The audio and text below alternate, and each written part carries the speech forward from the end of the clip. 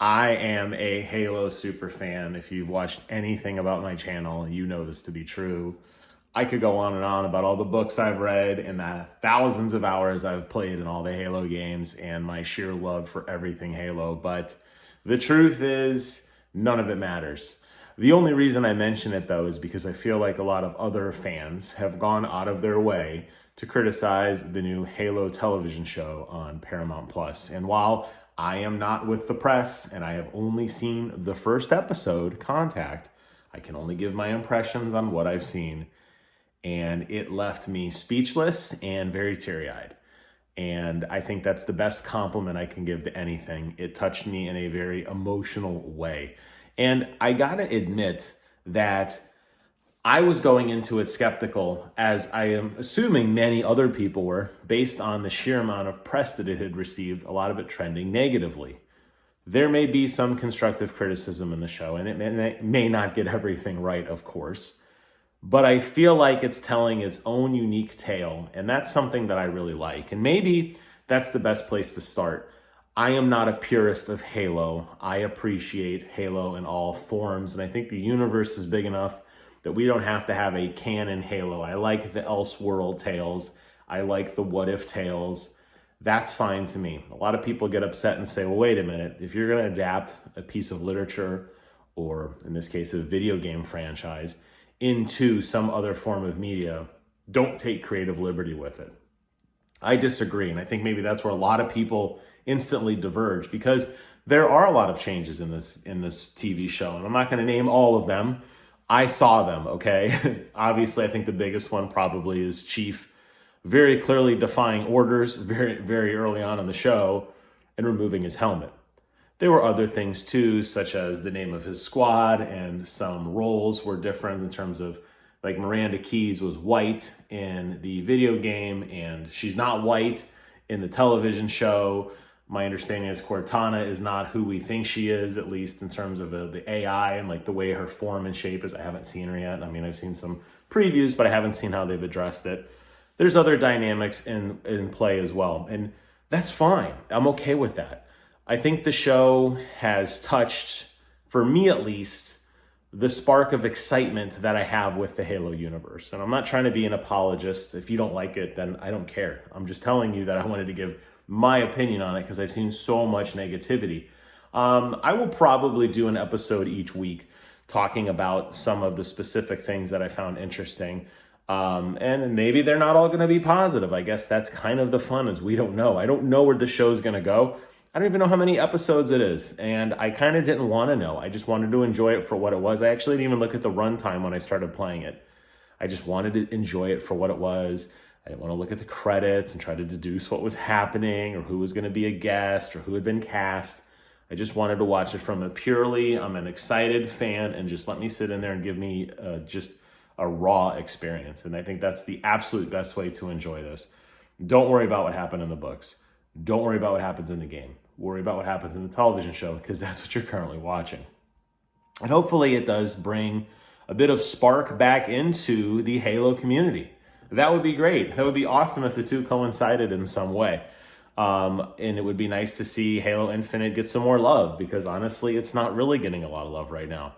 But those are two very separate issues. This is by a totally different team with a totally different set of goals, agenda, and budget. So those can't even be fair comparisons in of themselves. But I will say this about the television show, and I guess you could say this does get into some light spoilers on what happened in the first episode. I think a lot of people who are probably more engaged with the filming of the show and the people that are involved with the show, they probably know some of this already. And maybe this was discussed in some of the previews or some of the technical reviews. I don't know. So I'm just saying that up here because I don't want people to say, hey, I can't believe Jim spoiled. I mean, I doubt you're coming to my channel for any of this stuff anyway. I'm way behind the eight ball, as I said. I didn't get press releases, so you didn't get to see my, scathing content review weeks ago, like all the other journalists. I'm just reviewing it right now. Actually, I think it came out yesterday, or it might even come out Wednesday. I'm reviewing this here on it is now Saturday night that I'm finally getting around to enjoying this episode.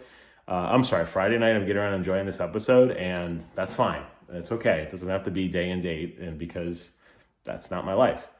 But What I really liked about what the show did is it immediately shows us that the Spartans are, in fact, badasses. And I think that opening cinematic, seeing how violent and aggressive elites and the Covenant can be, was awesome.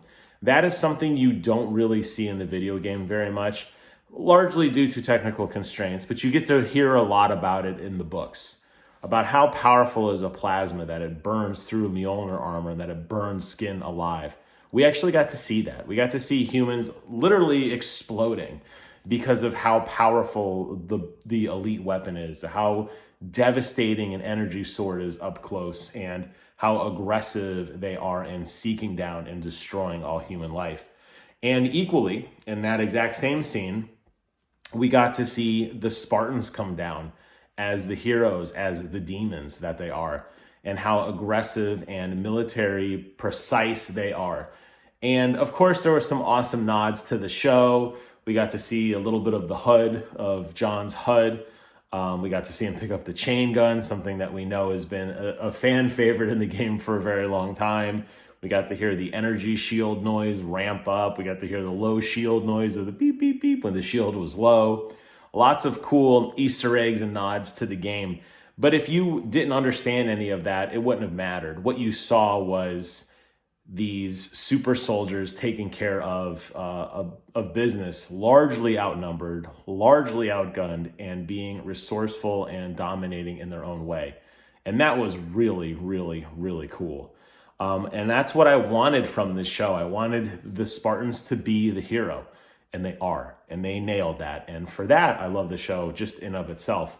But they took it a step further, and we do know that the UNSC, the United Nations Space Command, is kind of up to no good. We've known this for a long time, at least in the books and stuff, but for, again, not knowing or caring about any of those relations. We see that they are basically in a civil war with outer colonies over resources. This is something that we see all the time. We see it happening right now in the world, where people are fighting over resources and they're allying with different people to make sure that they remain in superior, in a superior position. So that hit very real and very home to me. Then, you get to see how far the UNSC is willing to go to maintain that edge. And you're starting to see the layers of the show, the dynamic between the UNSC and the outer colonies, the dynamic between Catherine Halsey, the creator of the Spartan program, and her Spartans. And you're kind of getting to start to piece together that all is not well. Things may appear great and happy and fun, and they're not.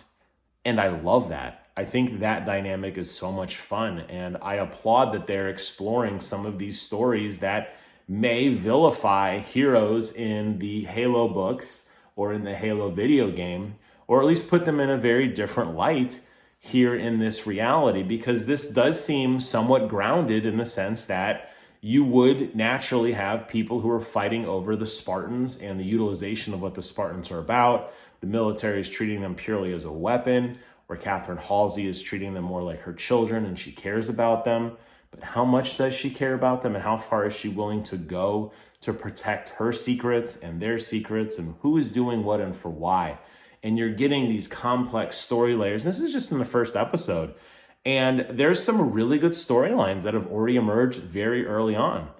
And I like that. I think that is interesting. I was okay with John taking off his helmet and showing a very vulnerable side of himself.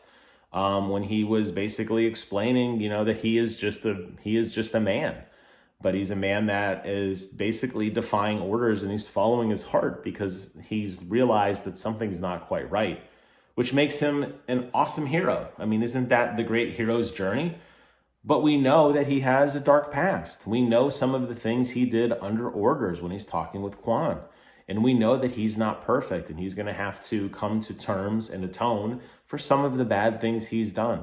So we have an anti-hero almost, in a sense. And you could, like I said, you could just peel back the onion here. So in closing on this review, I like where they're going with this, and I like the fresh coat of paint on all the heroes, the new names, the new squad, the silver team, all the new players that are being introduced. That's great. We're also seeing that piece of the Covenant side too, with the Blessed One, which is something that As far as I can recall, I don't ever remember hearing anything about that in any of the extended books or lore or anything. And I think that's a really cool touch as well. So I feel like the show is taking strides in the right directions, and I'm curious to see where it goes next. But I felt that as a super fan, I had to somewhat come to the defense of Halo, but purely critique it just from the sense that, you know what? Everything you've heard online isn't all that bad. It's actually very fun and enjoyable. And the first episode was very invigorating. And my wife, who is not a Halo fan by any stretch of the imagination, although she is aware and accepts my ridiculous obsession with this game, she was also incredibly invested. And I was like, there you go. You got everybody. You got the super fans and the not so super fans watching the same thing and enjoying it for totally different reasons. And that's great. So I'm going to leave this video up and, stop it here. I'll be back again for week 2 of more Halo. I can't wait to see where the story goes. We'll see if the journalists were right and it just falls off a cliff very quickly, or did actually, maybe for once, 343 get something right. It remains to be seen. But that's it for today. I hope you found this video interesting and maybe gave you a slightly different perspective. And just remember, you don't have to line up with the hate. It's easy to hate online, but try to find the positive in things, will you? Thank you all so much for watching. Take care of yourselves. And until next time, I will see you guys on the other side.